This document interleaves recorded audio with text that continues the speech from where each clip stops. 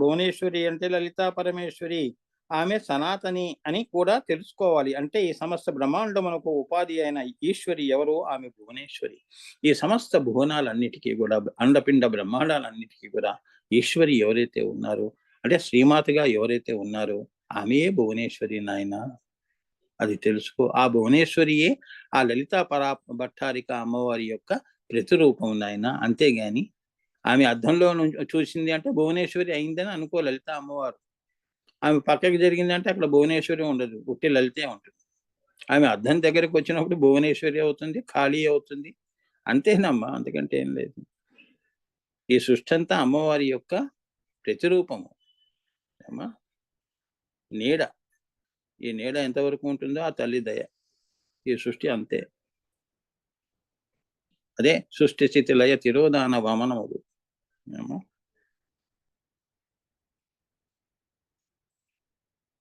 ఇచ్చయే ఆమె దృష్టి. మనకు దృష్టి వలన ఇచ్చ పుడుతుంది. ఇచ్చయే ఆమె దృష్టి. ఆమె చూపియే. ఆ తల్లి చూసింది అంటే ఇచ్చ, సృష్టి చెయ్యాలి అని ఇచ్చ. అలానే ఇదే మనకు కూడా అంతే. చూసిన తర్వాత కదా నీకు కోరిక పుడుతుంది. ఒక మంచి వస్తువు చూసామనుకో, ఒక నగ నటో ఏదో చూసామనుకో, నచ్చిందనుకో, చూసిన తర్వాత నీకు ఇచ్చ అనేది కలిగింది కదమ్మా. చూడకుండా ఉన్నప్పుడు ఎలా ఉన్నావు? సో దృష్టితో నీకు ఇచ్చ అనేది పుడుతోంది, కోరిక పుడుతోంది అని చెప్తున్నారు. అమ్మవారికి కూడా అలానే వాళ్ళ యొక్క సమరస సమలీన సంయోగము వలన, ఆ ఈశ్వర ఇచ్చ వలన, ఆ ఇద్దరి ఇచ్చ వలన ఏమా ఈ సృష్టి అనేది వచ్చినది అని ఈ క్షణము చేసుకున్నారు. ఈక్షిత అంటే ఎదురెదురుగుండా చూసుకున్నప్పుడు వారిద్దరూ సమరస సమలీనముగా ఒకరైనప్పుడు ఈ అండపిండ బ్రహ్మాండాలు వచ్చేయి అని. ఏమా అర్థమైందా? పక్క పక్కనే కూర్చుంటే ద్వైతం అమ్మమ్మ. ఇద్దరున్నారు కదండి అంటున్నావు. ఎదురెదురు ఇద్దరు సగం సగంగా ఉంటే ఏమిటి? ఒకరిగానే ఉన్నారు. అర్ధనారీశ్వరము, అది అద్వైతము. ఎదురెదురుగుండా ఈక్షణ చేసుకుంటున్నారు. ఇలా కూర్చున్నారు అనుకో, ఎదురెదురుగుండా కూర్చుంటే అది విశిష్ట అద్వైతము. ఏం విశిష్టం వచ్చింది అంటే సృష్టి వచ్చింది అని. ఇదే ద్వైత అద్వైత విశిష్ట అద్వైతాలు అంటే ఇగో దీంతో నువ్వు చెప్పుకోవచ్చు. దీన్ని కొద్దిగా నువ్వు డీప్ గా, ఇది ఒక ప్రిన్సిపల్, ఇట్స్ ఎ ప్రిన్సిపల్, సిద్ధాంతం అంతే. దాన్ని నువ్వు బాగా నువ్వు పుస్తకం చదవటము, లేకపోతే అనుభూతంలో అందరి మాటలు వినటం, లేదా గురువుల్ని అడగటం. ఎప్పుడు మనకంటే 4 ఆకులు ఎక్కువ చదివిన వాడితో స్నేహం చేస్తే నీకు 4 ముక్కలు నీకు కొత్తవి నేర్చుకుంటావు. మనకంటే అధములతో చేసుకుంటే వాడి అధమత్వం అంతా కూడా, వాడి మూర్ఖత్వం అంతా మనకు అంటుకుంటుంది. అందుకే చెప్తాడు ఇంగ్లీష్ వాడు, ఏమంటాడు? నీ స్నేహితుడిని ఒక్కడిని పట్టుకురా, నీ భవిష్యత్తు ఏంటో చెప్తాను అన్నాడు. జాతకం ఏం చెప్పడం అవసరం లేదు. నీ స్నేహితుడిని ఒకరిని పట్టుకురా, నీ బతుకేంటో చెప్తాను అన్నాడు. అదనమాట ఎన్నుకోవటం అనేది. అందుకే అన్ని విద్యల్లో నేనేం ఎన్నుకున్నాను? శ్రీ విద్యను ఎన్నుకున్నాను అని గర్వపడు. అది అమ్మ దయతో నాకు అది పుట్టింది నా మనసులో. అన్ని విద్యలకి మాత. అవునా? అమ్మవారు ఏమిటి? శ్రీ విద్య నుంచి అన్ని భాషలు పుట్టాయి కదమ్మా. ఓంకారం నుంచి అన్ని భాషలు పుట్టాయి కదా అని చెప్తున్నాడు. అది నీకు అబ్బినది. మరి నువ్వెంత అదృష్టవంతుడివి, అదృష్టవంతురాలివి. అమ్మవారి కరుణ ఉంటేనేగా నువ్వు మాట్లాడగలుగుతున్నావు. ఇంకా అనుగ్రహం అని ఎందుకు అడుగుతున్నావి? అనుగ్రహం ఏనాడో ఇచ్చాను కదా అంట. నా అనుగ్రహం ఉన్నప్పుడు నన్ను చేరుకునే సాధనా మార్గం నీ గురువు చెప్తున్నాడు. ఆ సాధనా మార్గంలో నా దగ్గరికి వచ్చేయి అంటోంది. అదే క్రియాయోగము, ధ్యానము, అవి నువ్వు చెయ్యి. అందుకే గురువు ఏం చెప్తే అది చేస్తే ఆ రకంగా నువ్వు అమ్మ పాదుకల దగ్గరికి వెళ్ళిపోవచ్చు. అమెరికాకి వెళ్ళాలి అని చేతిలో డబ్బులు పెట్టుకుని కూర్చుంటే నేను తీసుకెళ్లేవాడు ఎవరు? ఏదో ఒక ఫ్లైట్ బుక్ చేసుకోవాలి. ఆ ఫ్లైటే నీ గురువు. ఆ ఫ్లైట్ వాళ్ళకి ఇచ్చిన దక్షిణే, అది దక్షిణ ఇస్తే టికెట్ ఇచ్చాడు. అంతే కదమ్మా. ఎక్కడైనా దక్షిణ అనేది ఒకటి ఉంటుంది. ఊరికే తీసుకెళ్లరు కదా. ఓ దక్షిణ అమ్మవారికి ఆఖరిగా నేను ఇచ్చేది ఈయనకి, నాకు ఇంకా ఈయన నన్ను పై ఆకాశాల్లో పరాకాశాల్లో పంపిస్తున్నాడు. ఇంకా మళ్ళీ ఇటువంటి గురువు నేను ఇంకో జన్మ అనేది నాకు లేదు, జన్మరాహిత్యం చేశాడు ఈయన అని చెప్పి ఆనందంగా ఇచ్చేది. అంతేగా, అంతే కదమ్మా. భార్యాభర్తల్లో కూడా ఇచ్చిపుచ్చుకోవడాలు ఉంటాయి కదా. అది అలానే గురు శిష్యుల్లో కూడా ఇచ్చిపుచ్చుకోవడాలు ఉంటాయి. దాన్ని మనం తప్పుగా అర్థం చేసుకోవటం. ఏమా దానికి ఒక పరిమితులు ఉంటాయి. అందుకే కృష్ణుడు ఏమన్నాడు? పత్రము, పుష్పము, తోయగము అన్నాడు. ఏది ఇచ్చినా భక్తిగా ఇచ్చింది నేను తీసుకుంటాను. కాలము, హస్తి. కాలము, హస్తి కథ తెలుసు కదా. భక్తి. పుష్పం ఇస్తావా సంతోషం. చివరికి నువ్వు నాకు మంచినీళ్ళు ఇచ్చినా చాలు, కాలేదు, థ్యాంక్స్ అమ్మా, ఇదే దక్షిణ అనుకుంటాడు గురువు. అది సద్గురువులు చేసి కోరుకునేది. ఇప్పుడు గురువులు ఏముంది? లక్షలు ఇవ్వు, అది ఇవ్వు. డబ్బు మనుషులు. వాడికి ఏం తెలుసు శ్రీ విద్య? వాడి బోధ తెలుసు వాడికి. ఏం తెలుసు వాడికి శ్రీ విద్య? శ్రీ అంటేనే చెప్పలేడు. శ్రీ గురించి చెప్పమను. శ్రీ పైన ఏముంటుంది? ఆ అనంత మహాశ్రీ గురించి చెప్పమను. అవి ఏమీ తెలుసుకోకుండా కింద వీళ్ళు ఏంటంటేనమ్మా, వీళ్ళ కోరికలు ఎక్కువ ఉన్నాయి శిష్యుడి కంటే. శిష్యుడు వైరాగ్యంలో ఉన్నాడు. అంటే అందరూ అని కాదమ్మా, ఒక వర్గం. ఒక వర్గం అనేది ఒకటి ఉంటుంది కదా. ఒక మంచి ఉన్న చోట చెడు ఉంటుంది. ఏమ్మా, అంతే కదా. ఒకడు కన్స్ట్రక్టివ్గా ఆలోచన చేసి దేశాన్ని ముందుకు తీసుకెళ్ళాలి అన్నప్పుడు ఈ చెద పురుగుల్లో కొన్ని చెద పురుగులు ఉంటాయి పాడు చేయటానికి. వాడి పనంతా పాడు చేయడానికి చెద పురుగులు రెడీగా ఉంటాయి. అట్లా ఈ సృష్టిలో తప్పదు. వీళ్ళు మారరు, ఏమ్మా, ఒకరిని మార్చరు. వీరు మంచి చేసేది ఏమీ లేదు. ఏమ్మా, మంచి చేసేవాడిని చేయనివ్వరు. అది ఇదే కలి ప్రభావం అంటే ఇదే. ఇక నెక్స్ట్ శ్రీమాత. సో దృష్టి ముందు ఇచ్చ, తర్వాత ఇచ్చ. ఆమెకి ఇచ్చ ముందు, దృష్టి తర్వాత. అమ్మవారికి ఏంటి? రివర్స్. ముందేమిటి అమ్మవారికి? దృష్టి.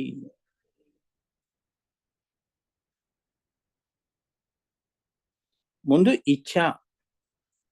అమ్మవారికి ముందు ఏమొస్తుంది? ఇచ్చ వస్తుంది. మనకేమిటి? దృష్టి పడిన తర్వాత కోరిక పుడుతుంది. అమ్మవారికి ఏమిటి? ముందు ఇచ్చ. ఈశ్వరేచ్ఛ అంటారు. ఆయన ఈశ్వరేచ్ఛ, తర్వాత దృష్టి అనేది వస్తుంది. అంతే కదా. ఆయన నిశ్వాసము చేస్తే సృష్టి వచ్చినది. మనం ఆయన వదిలిన నిశ్వాసాన్ని మనం పీల్చుకుంటున్నాము, శ్వాసిస్తే మనం బతుకుతున్నాము అని. అందుకే ఈశ్వరుడు ముఖ్య ప్రాణము అంటారు. చాలా విరుద్ధంగా చేస్తాం. అందుకే మనం మానవులం, జీవులం.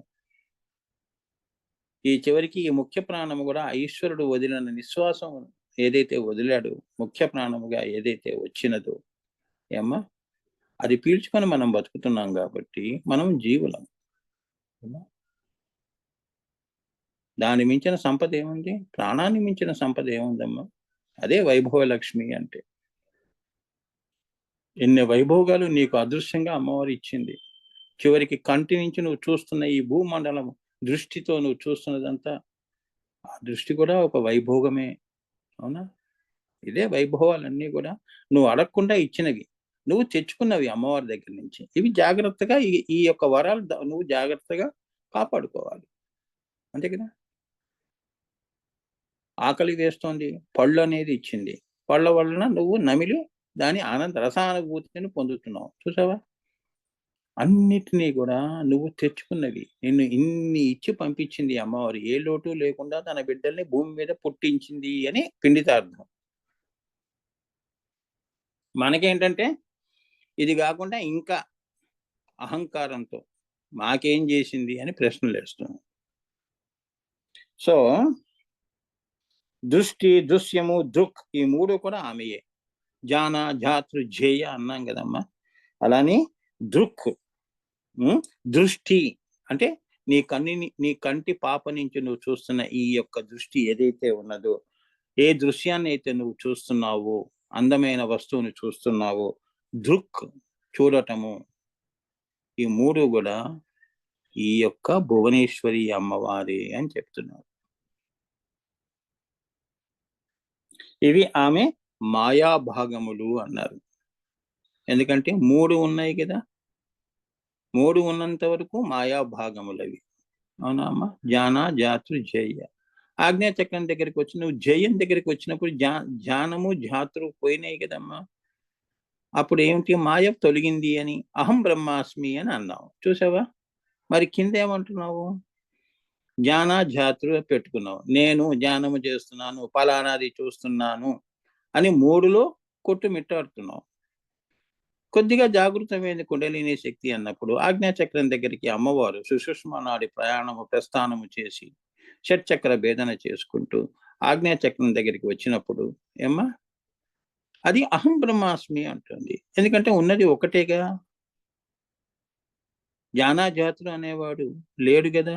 సో నేను ఒక్కనే ఉన్నాను, ఒక్కనే ఉన్నాను, అహం బ్రహ్మాస్మి, అంతా నేనే బ్రహ్మగా ఉన్నాను, అహమస్మి, బ్రహ్మైవాహమస్మి, సర్వం కల్విదం బ్రహ్మ అనుకుంటూ 4 మహావాక్యాలు పెట్టుకొని పై ప్రస్థానానికి ఉన్మని అమ్మవారి కాంతి చక్రాలు దాటి కిందనివి ఇవి భూత చక్రాలు, అమ్మవారివి కాంతి చక్రాలు దాటిన తర్వాత సహస్రారం కమలం వైపు పరిగెడుతోంది ఈ యొక్క కుండలిని శక్తి. ఈ అమ్మవారు అయ్యవారిని కలవటానికి, కన్నికలో ఉన్న అయ్యవారిని కలవటానికి ఈమె పరిగెడుతోంది అని అర్థం. చాలా అలా నువ్వు సాధన చేయాలి. సాధన అంటే గుర్తుకొచ్చింది. ఈ ఈ కుండలిని జాగృతం ఎలా చేయాలో అనేది నేను చెప్తానమ్మా. చాలా అందంగా కదులుతుందమ్మా అమ్మవారు. మందగమన ఎవరోకో అట్లా ఏముండదు. నీకు తెలియకుండా అమ్మవారు వెళ్ళిపోతుంది. ఆ సచ్చిదానంద నీకు తెలియకుండా వచ్చేస్తుంది. అది ఆ ఒక టెక్నిక్స్ ఉంటాయి. ఏమ్మా అవన్నీ నేను భవిష్యత్తులో అమ్మని అడిగి మరి ఎంతవరకు యోగ్యత ఉందో చూడాలి కదా. ఆ రహస్యం నేను అందరినీ కూర్చోపెట్టి చెప్తాను. కూర్చోండి. అలానే మీకు ఏదైనా ధ్యానంలో చెప్పానమ్మా, ధ్యాన దీపికలో చెప్పాను. ఎక్కడైనా మీకు ఏమ్మా శరీరంలో ఆరోగ్యం బాగలేనప్పుడు ఏ చక్రాన్ని ఏం చేస్తే ఆ ఆరోగ్యం నుంచి ఎందుకు ఊరికే డాక్టర్లకి లక్షలు ఇవ్వటం, ఆ జబ్బుని ఎలా తగ్గించుకోవాలి అనేది కూడా నేను ఆ టెక్నిక్స్ కూడా కొందరికి చెప్పాను. వాళ్ళు బ్రహ్మాండంగా ఉన్నారు. మనం అంతా కూడా మూడో కంటికి తెలియకుండా మనం ఇచ్చేస్తాం విద్యలు. ఏమ్మా ఎందుకంటే ఇది ఏంటంటే వరాలు అమ్మవారు కూడా ఎవరికి ఇస్తుంది? శివుడు ఏం చేసేసాడు? మంచి చెడు లేకుండా వరాలు ఇచ్చేసాడు. అది చివరికి వినాశనానికి దారి చేసింది. అందుకే గురువులు ఏం చేస్తారు? అర్హత యోగ్యత ఉన్న వాళ్ళకి ఇస్తారు. ఏమ్మా అది చేసుకోండి. 10 మంది ఉన్నారు, కూర్చోబెట్టి నేర్పుతాను, చక్కగా చేసుకోండి. ఏమ్మా అలా ఉంది, టెక్నిక్ ఉన్నాయి. కానీ అమ్మ గురువుల యొక్క ఆజ్ఞ ఉండాలమ్మా. లేకపోతే నేనేం చేయలేను. నేను నిమిత్త మాత్రుడిని కదమ్మా. నేనేం చేస్తాను? నువ్వు నన్ను ప్రెషర్ చేస్తే నేనేం చేస్తాను? వారి ఆజ్ఞ ఇవ్వాలి. నా వరకు ఓకే. మీ వరకు రావాలి అంటే వారి ఆజ్ఞ ఉండాలి. అంతే కదా. ఒక రహస్యం 10 మందికి చెప్తే అది ఇంకా అదేం రహస్యం? రహస్యం కాదు కదా. అలా. సో ఈ మూడిటి యొక్క లయము కూడా ఆమెయే. ఈ మూడిటి యొక్క లయము కూడా ఈ భువనేశ్వరి అమ్మవారే అంటున్నారు. ఇప్పుడు జ్ఞాన జాతులు ఈ 2 పోయినాయి కదా. జయం దగ్గరికి వచ్చావు, లయం అయిపోయినాయి కదా. జ్ఞాన జాతులు అన్నవి లయం అయిపోయినప్పుడు మూడో కంటి దగ్గర అహం బ్రహ్మాస్మి అని నువ్వు అన్నావుగా. ఆ 2 ఏవమ్మా అంటే అవి లేవండి. అహం బ్రహ్మాస్మి, నేనే బ్రహ్మనే ఉన్నాను, అంతా నేనే నిండి ఉన్నాను, సృష్టి అంతా కూడా. అంటే నది వెళ్ళి సముద్రంలో కలిసిపోయిన తర్వాత ఏమంటుంది? నేను సముద్రమే అంటుంది. వేరుగా ఉన్నప్పుడు నేను నదిని అంటుంది. కలిసిన తర్వాత ఏమంటుంది? నేను సముద్రాన్ని అంటుంది. అదే అహం బ్రహ్మాస్మి. అదే అన్నమాట చెప్తున్నాడు. ఏమో అందుకే మన సంసారాల్లో కూడా చూడండి, భార్య భర్త అంటే ఏమిటి? ఇద్దరు అర్ధనారీశ్వర తత్వం. ఇద్దరు ఒకటే, రెండుగా భాషిస్తూ సంసారాన్ని నడుపుతున్నారు అని. అది భార్యాభర్తల సంబంధం అంటే. అదే వాళ్ళిద్దరూ ఆది దంపతుల్లా ఉన్నారండి. కొందరు చూడండి, వృద్ధులు 90 ఏళ్ళు వచ్చినా కూడా ఒకరికొకరు ఇద్దరు ఇగా ఉన్నా ఒకరిగా జీవించేవాళ్ళు ఎందరినో మనం చూస్తాం. పెళ్ళిళ్ళలో అక్కడ ఇక్కడ ఫంక్షన్స్ లో చూస్తాం కదా. అది చెప్తున్నాడు. ఎంత అందంగా చెప్తున్నాడో చూడండి. జీవితాన్ని ఎంత అందంగా చూపిస్తున్నాడో చూడండి. కష్టాల్లో కూడా కష్టం లేకుండా చూపిస్తున్నాడు సృష్టిని. శ్రీ విద్యోపాసకుడికి కష్టం అనేది వేరుగా చూడ్డు. ఏమా అహం బ్రహ్మాస్మిగా అంతా అమ్మగా చూస్తాడు. ఏమా ఆ దృష్టి, దివ్య దృష్టి నీకు రావాలి అని ప్రార్థించు. అది మూడవ కన్ను తెరుచుకోవటము అంటే. అక్కడికి వెళ్ళినప్పుడు నీకు ఏంటంటేనమ్మా అక్కడి నుంచి నువ్వు కింద ఎవరిని చూస్తున్నా కూడా అయ్యో వీడికి కష్టం తొలగిపోవాలి అన్నప్పుడు తప్పకుండా తొలగిపోతుంది. అర్థమైందా? అవి కొన్ని రహస్యాలున్నాయి. అలా ఈ దివ్య పురుషులందరూ కూడా ఆ ఆజ్ఞా చక్రం దగ్గర నుంచి మన కష్టాలు వాళ్ళు తొలగిస్తూ ఉంటారు. ఒక సాయిబాబా గాని, ఒక రమణ మహర్షి గాని, ఎవరైనా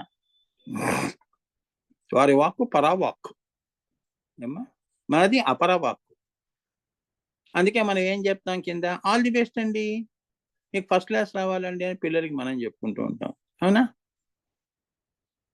ఆల్ ది బెస్ట్ అంటావు గానీ, వాడిని నువ్వు ఫస్ట్ క్లాస్‌లో పాస్ చేయిస్తావా, చేయించవా నీ నీ విషెస్ అది అమ్మవారికి తెలియాలి.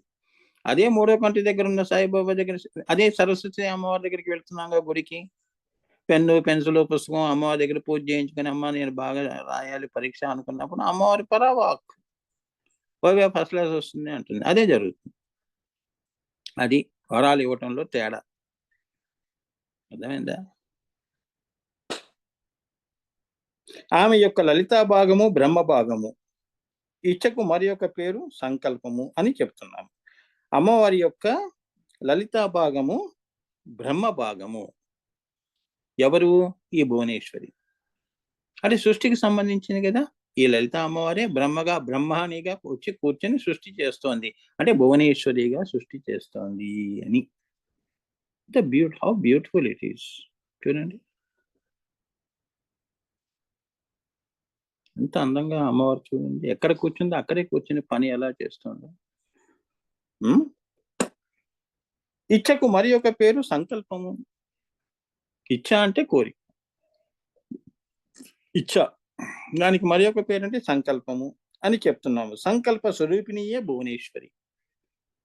అమ్మవారి యొక్క ఇచ్చకి మరి ఒక పేరు సంకల్పము. ఆ అమ్మవారు ఏం చేసింది? భువనేశ్వరిగా అవతరించి ఆ సంకల్పాన్ని పెట్టుకొని, ఉండమ్మా నువ్వు అంటే భువనేశ్వరి అమ్మవారు, లలిత అమ్మవారు ఇద్దరు ఒకటే కదా! బ్రహ్మ భాగము ఒకటి, లలితా భాగము. అమ్మవారు ఇలా ఆజ్ఞ చేసింది కాబట్టి ఆమె బ్రహ్మ భాగముగా ఉన్న భువనేశ్వరి అమ్మవారు ఆ సంకల్ప మాత్రంగా ఈ సృష్టి, ఈ భువనాల్ని 14 భువనాల్ని సృష్టిస్తోంది. అదే హ్రీంకారాసన గర్భితానలసికాం. అర్థమైందా? హ్రీం బీజం అంటే అది.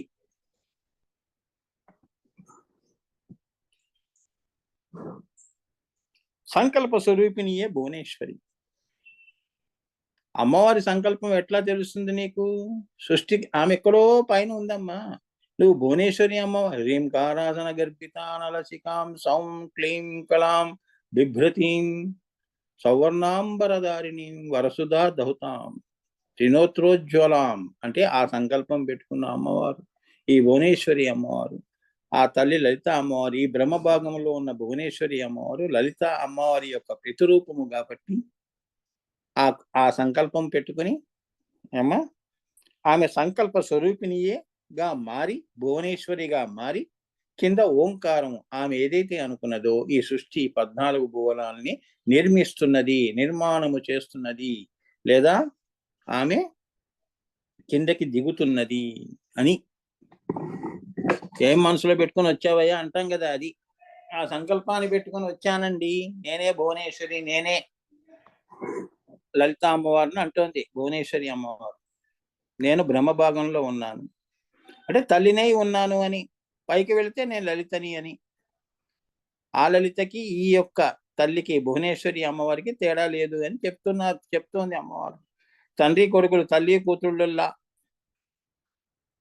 అర్థమైందా? అది. ఎంత బ్యూటిఫుల్ చూడండి. అందుకే ఇప్పుడు మీకేమనిపిస్తుంది? ఈ అమ్మవార్లు వేరు కాదు. వీరంతా కూడా అమ్మవారి యొక్క ఎక్స్‌టెన్షన్ అంటారు. అంతే కదా! నీ నీ యొక్క తరాల్లో ఇప్పుడు నువ్వు మూడో తరం, నాలుగో తరం, ఐదో తరం ఎక్స్‌టెన్షన్ అమ్మా. వాళ్ళంతా వేరు అంటే ఎలా? మూలం ఏదండి అంటే మిమ్మల్నే చూపించాలి. విత్తనం చూపిస్తావు కదమ్మా! విత్తనం నుంచి వృక్షం వచ్చింది. పళ్ళు అన్నీ వచ్చాయి. పువ్వులు. విత్తనం మర్చిపోతే ఎలా?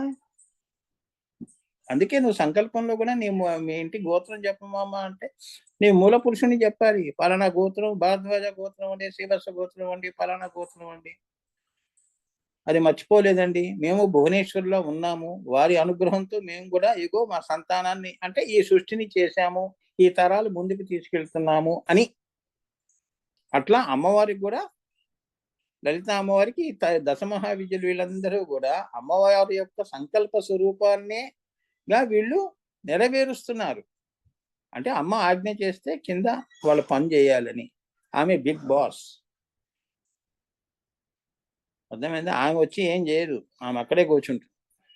ఆమె యొక్క ప్రతిరూపాలైన వీళ్ళంతా కూడా ఈ దేవతలు ఆమె చెప్పింది చేస్తారు. తండ్రి కొడుకులకి ఏం చెప్తే అది చెయ్యాలి వాడు. అంతేగా, నేను చేయను అంటాడా? అర్థమైందా? అలా. మరి ఇది ఈ చిన్న రహస్యం తెలుసుకోకుండా ఎందుకమ్మా ఊరికే వాదనలోను తర్కములు? తర్కిస్తే అమ్మవారు వస్తుందా అమ్మా? వాదిస్తే వస్తుందా? ఆమె అతీత, సర్వాతీత, సమాత్మిక. ఆజ్ఞాచక్రం పైకి వెళ్తే గాని నువ్వు నేను మన ఇద్దరం నోళ్ళు మూసుకోలేము. కిందంతా గొడవ పడుతూ ఉంటాం. మూడో కంటి దగ్గరకు వచ్చినప్పుడు ఇద్దరం అహం బ్రహ్మాస్మి అంటాం. అమ్మవారే నానే. మౌనంలోనే నీకు అమ్మవారి గోచారం అవుతుంది, లేదా అగమ్య గోచరం. కింద వచ్చామంటే అగమ్య గోచరం, పైకి వెళితే గోచరం. అందుకే మౌనంలో నుంచి దర్శనం చెయ్యి, అంతేగాని మనసు నుంచి చూడొద్దు అమ్మవారిని. ఎందుకంటే మనసు అగమ్య గోచరం. అది ఇప్పుడు ఈ క్షణంలో చూస్తుంది, మరి ఇంకో క్షణంలో ఇంకో ఆలోచన చేసేస్తుంది. దానికి ఒక స్థిరత్వం లేదు. స్థిరత్వం ఉన్నది సాక్షి చైతన్యంగా ఉన్నది నీ ఆత్మ. అలా ఉండు. సో సంకల్పం ఉంటే అనుభవం వస్తుంది. నీకు సంకల్పం ఉంటే అనుభవంలోకి వస్తుంది అని. నేను స్వీట్ తినాలి అని నువ్వు అనుకున్నావు అనుకో, సంకల్పం చేసావు అనుకో, దాన్ని సాకారం చేయటం, స్వీట్ తెచ్చుకొని తింటాం, అనుభవంలోకి వస్తుంది. ఓహో ఇంత తీయగా ఉంటుందా అని తెలుస్తుంది. సో సంకల్పం అనుభవానికి, అనుభవం వస్తుంది. ఆ అనుభవం వచ్చిందని లేదని చెప్పే జ్ఞానం కూడా ఆమెయే.